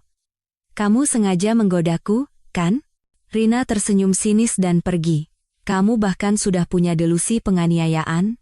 Kasihan sekali Citra. Pada hari rapat Dewan Direksi pertamanya, Citra masuk ke ruang rapat dengan penampilan yang sempurna. Ia memulai presentasi yang telah disiapkannya. Untuk meningkatkan inefisiensi kronis di PT Nusantara Listrik, saya dengan tegas mengusulkan pengenalan sistem personalia berbasis kinerja. Para eksekutif terkesan dengan usulan Citra yang logis dan tajam. Direktur utama mengangguk, usulan yang sangat bagus. Mari kita kaji rencana konkretnya dan segera laksanakan. Bayu merasa darah di tubuhnya mendingin. Mengingat kinerja buruknya belakangan ini, dan reputasinya yang hancur, korban pertama dari sistem baru ini jelas adalah dirinya sendiri. Rekan-rekannya kini mulai terang-terangan mengucilkannya.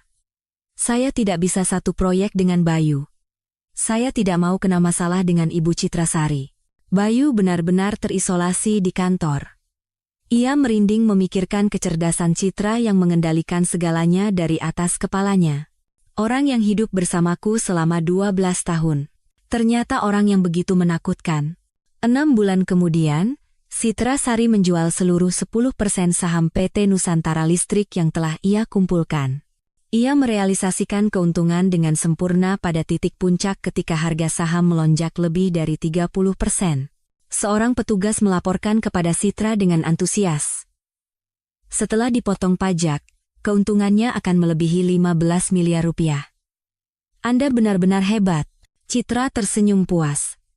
Sempurna. Sekarang saatnya pindah sarang. Dengan keuntungan dari penjualan saham, Citra menyewa sebuah kantor di gedung paling mewah di Jalan Sudirman, Jakarta. Ia mendirikan perusahaan penasihat investasinya sendiri, Smart Invest. Rina menatap pemandangan kota yang terhampar di balik jendela kaca dan berkata dengan kagum. Wow, Bu Direktur. Apa ini benar-benar kantor kita? Seperti mimpi. Citra menepuk bahu Rina dan menyatakan ambisinya. Mulai sekarang, di sini, saya akan menunjukkan jalan investasi yang sehat kepada banyak orang. Rina bertanya dengan nada masih khawatir. Apakah saya benar-benar bisa membantu? Citra memberikan tugas penting kepada Rina. Tentu saja. Edukasi investasi untuk generasi muda akan saya serahkan pada kepekaan pemasaran Anda yang cemerlang.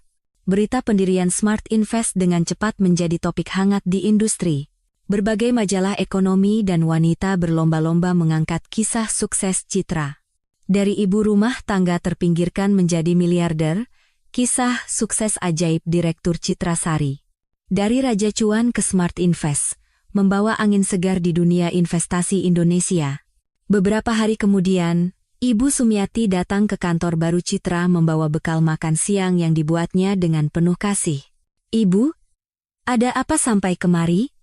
Citra berlari menyambut Ibu Sumiati. Ibu Sumiati memegang tangan Citra dan berkata dengan hangat. Citraku sudah mendirikan perusahaan sebesar ini, tentu saja Ibu harus datang untuk memberi dukungan. Mata Citra memerah. Terima kasih banyak, Bu. Ibu Sumiati menepuk-nepuk punggung tangan Citra dan berpesan. Citra, kamu sudah banyak menderita karena si bodoh Bayu itu. Lupakan semuanya dan hiduplah bahagia untuk membuktikannya. Karena penasaran, Citra bertanya dengan hati-hati. Oh ya, bagaimana kabar Bayu sekarang, Bu? Ibu Sumiati menggelengkan kepala dengan tegas. Jangan sebut-sebut nama anak itu. Semua itu karma atas perbuatannya sendiri. Sementara itu, bagi Bayu, Bertahan di kantor setiap hari terasa seperti di neraka. Sistem personalia berbasis kinerja yang diperkenalkan Citra perlahan-lahan mencekik lehernya. Manajer HRD memberitahunya dengan suara dingin. Bayu Pratama. Evaluasi kinerja kuartal ini Anda mendapat peringkat terendah. Bayu menjawab dengan suara tegang. Baik, Pak. Manajer HRD memperingatkan, jika di kuartal berikutnya tidak ada perbaikan, kami juga tidak bisa berbuat apa-apa. Anda mengerti, kan? Bayu memohon dengan panik. Sekali lagi. Tolong beri saya satu kesempatan lagi. Saya akan berusaha sangat keras. Namun, situasi Bayu tidak membaik sedikit pun. Sebaliknya, perusahaan Citra berkembang pesat sejak didirikan. Program edukasi investasinya selalu penuh sesak dengan pendaftar. Rina melaporkan dengan suara bersemangat. Bu Direktur, pendaftar kelas bulan depan sudah lebih dari 500 orang. Citra terkejut. Benarkah? Saya tidak menyangka responsnya akan sehebat ini. Rina menganalisis data pendaftar. Terutama partisipasi dari wanita usia 20,30-an sangat eksplosif. Mereka semua ingin mandiri secara finansial seperti ibu. Citra mengusulkan ide baru. Bagus. Kalau begitu, bagaimana kalau kita membuat klub investasi khusus wanita? Mata Rina berbinar. Ide yang sangat bagus. Saya akan segera membuat proposalnya. Citra tampil sebagai panelis di berbagai acara ekonomi di TV, mengukuhkan namanya sebagai ahli investasi terbaik di Indonesia. Seorang pembawa acara bertanya, dari seorang ibu rumah tangga menjadi ahli investasi terbaik di Indonesia, kami sangat penasaran dengan perjalanan Anda. Citra menatap kamera dan dengan tenang membagikan pengalamannya. Kuncinya adalah konsistensi. Selama 5 tahun, setiap subuh selama 2 jam, saya tidak pernah melewatkan kebiasaan membaca berita ekonomi dan menganalisis laporan perusahaan. Pembawa acara bertanya dengan heran. Anda melakukannya secara diam-diam tanpa sepengetahuan suami Anda? Citra tersenyum. Ya, saya ingin membantu suami saya yang bekerja keras agar bisa pensiun dini, jadi saya mulai menabung diam-diam. Itu adalah rahasia kecil saya. Hasilnya, ternyata menjadi pilihan yang sangat baik. Bayu menonton siaran itu dari kamar kosnya yang kumuh sambil minum bir kalengan. Istri yang dulu ia remehkan dan abaikan, kini bersinar di tempat yang begitu tinggi, tak terjangkau olehnya. Sambil menatap Citra di layar TV, Bayu bergumam, orang itu, apa benar Citra yang kukenal? Citra, dengan memanfaatkan momentum pengembangan wilayah, membeli properti tambahan di sekitarnya dan terus menambah asetnya. Nilai rumah yang ia terima dari Bayu sudah jauh melampaui 20 miliar, tetapi Citra tetap tidak menjualnya. Aditya merangkum aset Citra dan berkata dengan kagum, rumah yang kamu dapat saat cerai, keuntungan penjualan saham PT Nusantara Listrik, ditambah properti yang baru kamu beli. Wow, asetmu sudah lebih dari 50 miliar. Citra menatap keluar jendela dengan ekspresi haru. Sudah sebanyak itu, ya? Waktu berlalu begitu cepat. Aditya tersenyum. Rasanya baru kemarin kamu menangis karena diusir suami dan merasa putus asa. Rina, melalui hubungan di kantor, bertemu dengan pria yang jujur dan tulus, dan memulai cinta yang baru. Dengan suara tulus, Rina berterima kasih pada Citra. Kak, berkat kakak, hidupku benar-benar berubah. Terima kasih banyak.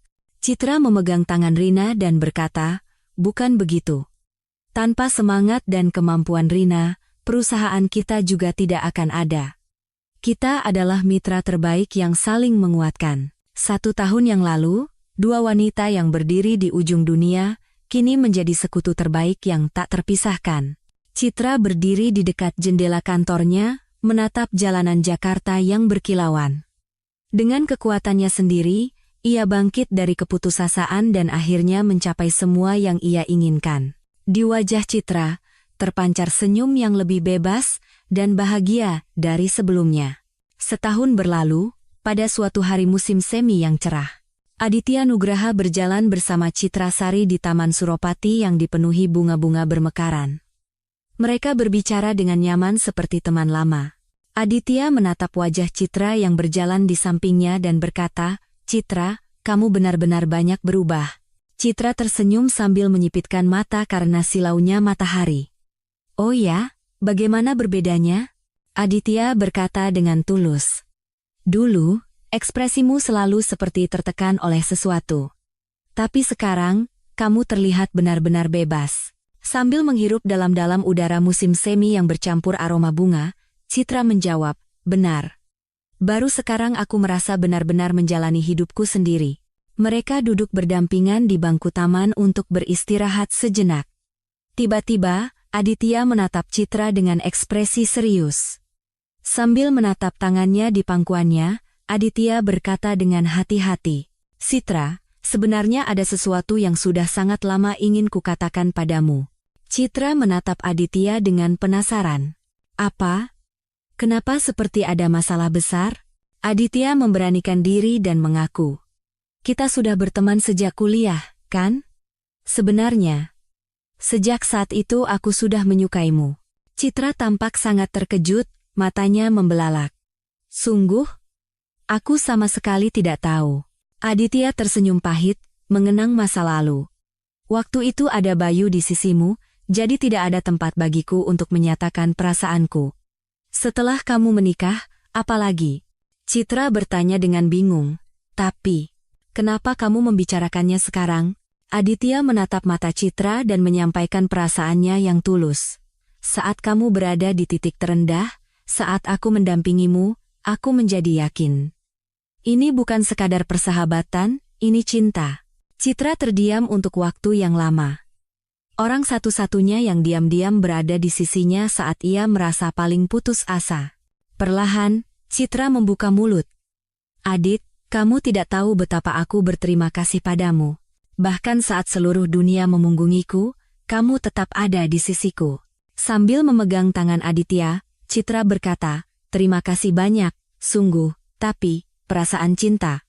Seolah ingin mengurangi beban Citra, Aditya segera melanjutkan. Aku tahu, aku tidak memintamu menjawab sekarang. Aku hanya ingin kamu tahu perasaanku. Aku bisa menunggu selama yang kamu mau. Beberapa hari kemudian, Citra dan Aditya pergi berlibur ke Eropa selama 10 hari. Mereka berjalan-jalan di sepanjang sungai Seine di Paris, melihat Koloseum di Roma, dan menikmati istirahat yang sesungguhnya. Sambil menatap pemandangan malam Menara Eiffel, Citra berkata dengan kagum seperti anak kecil. Wow, ini pertama kalinya aku benar-benar berlibur setelah 12 tahun. Aditya tersenyum di sampingnya. Bulan madu dengan Bayu dulu hanya seperti diseret-seret. Berjalan santai seperti ini benar-benar menyenangkan. Melalui perjalanan itu, mereka secara alami menjadi dekat satu sama lain. Di depan Air Mancur Trevi di Roma, Citra melempar koin dan memanjatkan doa dengan kedua tangan terkatup. Aditya bertanya dengan penasaran, doa apa?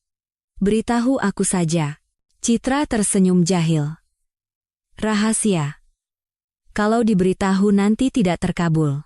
Pada malam terakhir liburan, di sebuah bukit yang menghadap pemandangan malam Barcelona, Citra terlebih dahulu memegang tangan Aditya. Dengan suara malu-malu, ia mengaku, Adit, sepertinya perasaanku sama denganmu. Aditya tidak bisa menyembunyikan kegembiraannya. Sungguh, Citra? Iya, saat bersamamu, hatiku terasa nyaman dan hangat, mungkin ini yang namanya cinta. Perlahan dan hati-hati, mereka mulai menjalin hubungan sebagai sepasang kekasih. Setelah kembali ke Indonesia, Citra aktif dalam kegiatan amal. Terutama dalam membantu wanita dari keluarga orang tua tunggal yang mengalami kesulitan ekonomi. Mari kita buat program edukasi investasi gratis untuk wanita dari keluarga orang tua tunggal.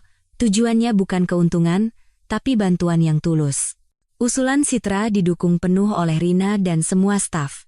Suatu malam, setelah selesai makan malam di sebuah restoran di Jakarta bersama Aditya, tiba-tiba, dari belakang terdengar suara yang familiar namun tidak ingin didengar, Citra. Saat Citra menoleh, di sana berdiri Bayu dengan penampilan yang sangat menyedihkan. Tubuhnya kurus kering, dan dari pakaian kerjanya yang murah tercium bau samar minyak. Dengan suara panik, Bayu berkata, tunggu sebentar, kita bicara sebentar. Citra berbalik dengan dingin dan memeluk lengan Aditya. Tidak ada yang perlu dibicarakan denganmu. Ayo pergi, Adit. Bayu mencegat mereka dan berlutut. Kumohon. 5 menit. Tidak, 3 menit saja. Beri aku waktu 3 menit. Orang-orang yang lewat mulai berbisik-bisik dan menatap mereka. Aditya bertanya pada Citra dengan ekspresi bingung. Bagaimana? Citra dengan enggan mengangguk. Baiklah. Sebentar saja. Duduk berhadapan di kafe terdekat, Bayu memohon sambil menangis. Citra. Aku benar-benar salah. Baru sekarang aku sadar betapa brengseknya aku. Citra menjawab dengan suara tanpa emosi. Sekarang mengatakan itu pun, apa gunanya? Bayu menangkupkan tangannya dan memohon. Aku tidak bisa hidup tanpamu. Kumohon. Beri aku satu kesempatan lagi. Bayu menceritakan keadaannya. Sekarang aku bekerja memanggang daging di dapur restoran, hidup pas-pasan dari hari ke hari. Lihatlah keadaanku ini. Apa kamu tidak kasihan? Anehnya, Citra tidak merasakan emosi apapun. Bukan benci, bukan marah, bukan juga kasihan. Hanya ketidakpedulian yang sempurna. Sambil menggenggam erat tangan Aditya yang duduk di sampingnya, Citra berkata, maaf, tapi aku sekarang mencintai orang lain. Aku hidup bahagia dengan Mas Adit yang ada di sampingku. Bayu menatap Aditya dengan wajah terkejut. Apa? Dengan orang ini? Citra berkata dengan suara penuh keyakinan. Iya. Orang yang tulus menyayangi dan mencintaiku. Bayu tidak bisa berkata apa-apa lagi.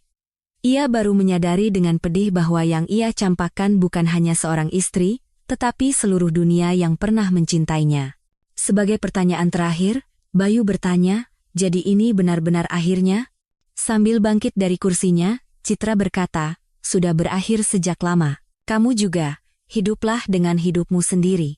Keluar dari kafe bersama Aditya, Citra merasa telah benar-benar berpisah dengan masa lalunya. Aditya bertanya dengan tatapan khawatir. Kamu tidak apa-apa? Citra mengangguk dan tersenyum cerah. Iya. Justru aku merasa lega. Rasanya sekarang semuanya benar-benar sudah berakhir. Malam itu, Citra bermimpi tentang masa depan baru bersama Aditya. Waktunya telah tiba untuk melepaskan semua luka masa lalu dan melangkah menuju kebahagiaan sejati. 3 tahun kemudian. Di Pulau Bali yang cerah di musim gugur, Citra Sari dan Aditya Nugraha melangsungkan pernikahan sederhana di sebuah taman outdoor yang menghadap ke Laut Biru. Pernikahan yang hangat dan indah, hanya dihadiri oleh orang-orang terkasih. Di ruang rias pengantin, Rina Wijaya menatap Citra yang mengenakan gaun pengantin dengan mata berkaca-kaca. Kakak cantik sekali. Paling cantik di dunia. Citra memegang erat tangan Rina. Terima kasih, Rina. Karena kamu ada di sisiku, aku tidak gugup sama sekali. Ibu Aditya, yang mengenakan kebaya dengan anggun, mendekat dan memeluk Citra dengan hangat. Nak, mendapatkan menantu secantik ini rasanya seperti mimpi. Citra memberi hormat. Kedepannya saya akan berusaha menjadi menantu yang baik, Bu. Ayah Aditya juga tertawa terbahak-bahak sambil menepuk pundak Citra. Anak saya ini sepertinya menyelamatkan negara di kehidupan sebelumnya, bisa mendapatkan menantu sehebat ini. Keluarga baru itu dengan tulus menyayangi dan menyambut Citra. Di resepsi pernikahan, Citra memegang mikrofon dan memberikan sambutan singkat kepada para tamu. Saat saya melewati terowongan tergelap dan tersulit dalam hidup saya, berkat orang-orang berharga yang mendampingi saya bisa berdiri di sini hari ini. Citra menatap suaminya, Aditya, dengan tatapan penuh cinta. Saya ingin mengucapkan terima kasih yang sebesar-besarnya kepada pria saya, Mas Adit, yang diam-diam selalu ada di pihak saya dan membantu saya untuk bangkit kembali. Para hadirin memberikan tepuk tangan meriah, mendoakan masa depan kedua mempelai. Setelah menikah, bisnis Citra semakin berkembang. Smart Invest menjadi perusahaan edukasi investasi yang paling terpercaya di industri. Rina melaporkan dengan takjub. Bu Direktur, pendaftar program bulan ini sudah melampaui 1.500 orang. Citra terkejut. Sudah sebanyak itu? Luar biasa. Rina menunjukkan data, terutama klub investasi khusus wanita kita, menjadi panutan di industri. Citra juga menjadi yang terdepan dalam mengembalikan keuntungan perusahaan kepada masyarakat. Ia secara rutin menyelenggarakan program edukasi gratis untuk wanita yang terpinggirkan secara ekonomi dan membantu kemandirian mereka. Seorang lulusan program memegang tangan Citra dan menangis. "Bu Direktur, berkat Anda, sekarang saya bisa memimpikan masa depan tanpa khawatir biaya sekolah anak." Citra memberikan semangat tulus. "Justru saya yang merasa bersyukur. Saya doakan Anda bisa meraih impian yang lebih besar lagi." Suatu hari, seorang editor dari penerbit terbesar di Indonesia datang menemui Citra. Dari seorang ibu rumah tangga biasa menjadi ahli investasi terbaik di Indonesia. "Bagaimana kalau kisah hidup Ibu Direktur kita bukukan?" Citra bertanya dengan rendah hati.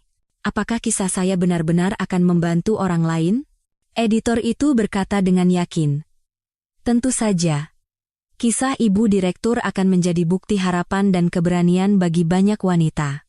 Buku autobiografi Citra yang diterbitkan menjadi bestseller seketika. Ulasan hangat dari pembaca membanjiri dari seluruh negeri. Membaca buku ini membuat saya membuka kembali pintu hidup saya yang telah tertutup. Rina, dengan dukungan penuh dari Citra, juga mendirikan bisnis edukasinya sendiri. Perusahaan Rina yang menargetkan generasi milenial dan Gen Z menjadi sangat populer di kalangan anak muda. Rina berterima kasih pada Citra.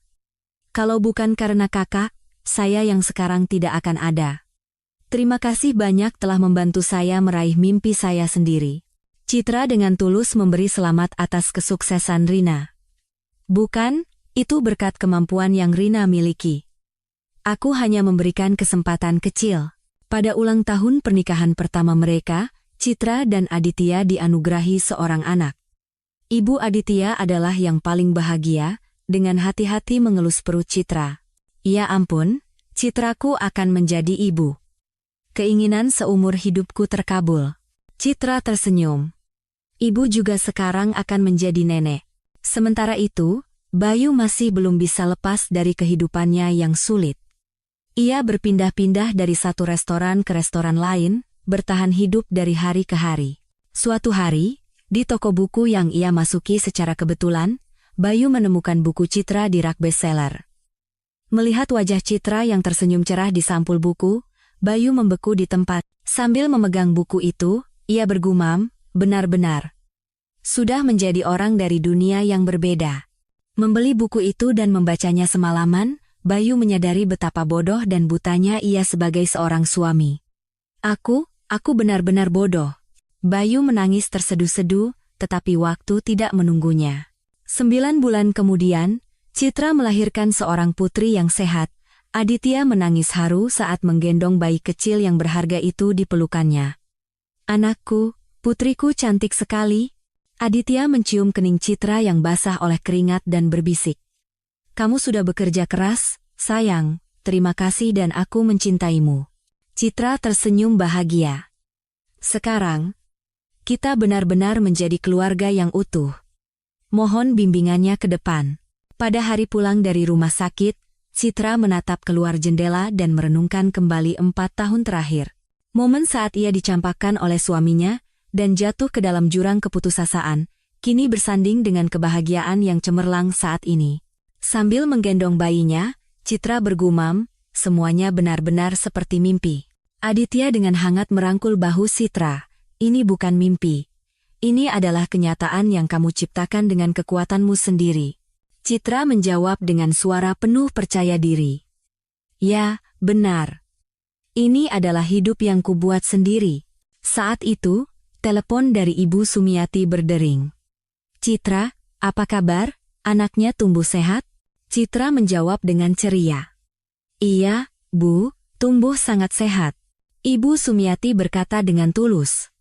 "Melihat orang baik dan kuat sepertimu hidup bahagia, hatiku jadi tenang. Sepertinya sekarang aku juga bisa mulai memperhatikan anakku." Citra akhirnya melepaskan sepenuhnya bayangan masa lalu yang masih tersisa di hatinya. Di dalam mobil menuju rumah, Citra melihat bayinya yang tertidur pulas, dan suaminya yang menatapnya dengan penuh cinta. Ia berbisik pada dirinya sendiri.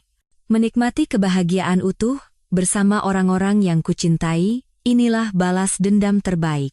Bagi Citra, tidak ada lagi luka maupun amarah yang tersisa. Hanya hari esok yang bersinar cemerlang yang terbentang di hadapannya. Kisah Citra Sari berakhir di sini.